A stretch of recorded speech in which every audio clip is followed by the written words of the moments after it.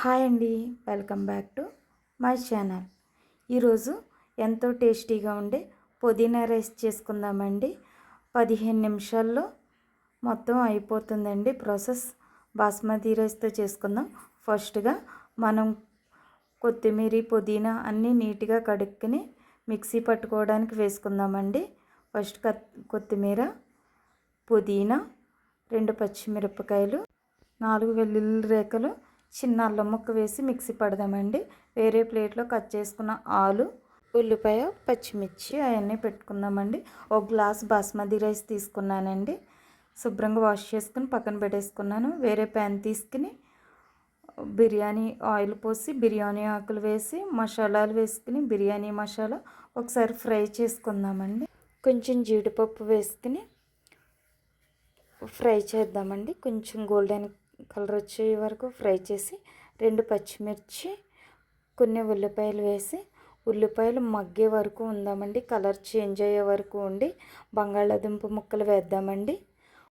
బంగాళదుంప వేసాక 5 మినిట్స్ కొంచెం మగ్గే వరకు ఫ్రై చేసి ఇందాక మనం మిక్సీ పట్టుకున్న మిశ్రమాన్ని దాంట్లో వేసేసి మసాలాలు దానికి పట్టేలా ఒకసారి తిప్పుదామండి. మొత్తం ఆ రెండు మిక్స్ అయ్యి నీట్గా ఉండేలా తిప్పి ఒకసారి మూత పెట్టేసుకుందామండి. కలిపిన తర్వాత మూత పెట్టేసుకుని ఒక 5 మినిట్స్ ఉండి తీయండి. తీస్తే చూసారు కదా పైకి ఆయిల్ అయితే ఎలా వచ్చిందో. అప్పుడు ఒకసారి కలుపుకుని 1 స్పూను ధనియాల పౌడర్, ఇంట్లో చేసుకున్న గరం మసాలా వేసి ఒకసారి మళ్ళీ కలుపుదామండి. కలిపిన తర్వాత కతూరి మేతి వేస్తున్నానండి. ఉంటే వేసుకోండి, లేకపోతే లేదు. వేసి బియ్యం వేసేద్దామండి. ఇందాక సూప్ చేసి పెట్టుకున్నాం కదండి, ఆ బియ్యం వేసేద్దామండి. వేసి మసాలాలో బియ్యానికి బాగా పట్టేలా ఒకసారి మిక్స్ చేసి గ్లాసున్నర వాటర్ పోద్దామండి. గ్లాస్ బియ్యానికి గ్లాసున్నర వాటర్ వేయాలండి.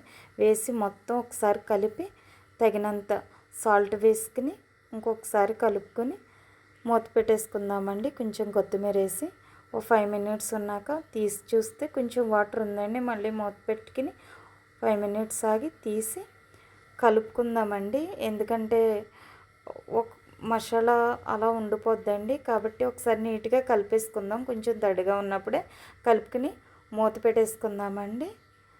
మూత పెట్టుకుని 5 మినిట్స్ తర్వాత మళ్ళీ తీసి చూద్దామండి.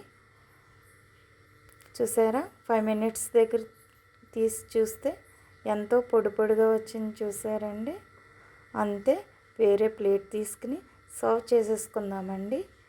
లంచ్ బాక్స్లోకి కానీ మార్నింగ్ పిల్లలకి లంచ్ బాక్స్లో పెట్టడానికి చాలా ఈజీగా 15 మినిట్స్లో అయిపోద్దండి. టేస్టీగా ఉంటుంది. ఒకసారి ట్రై చేయండి. Thank you for watching.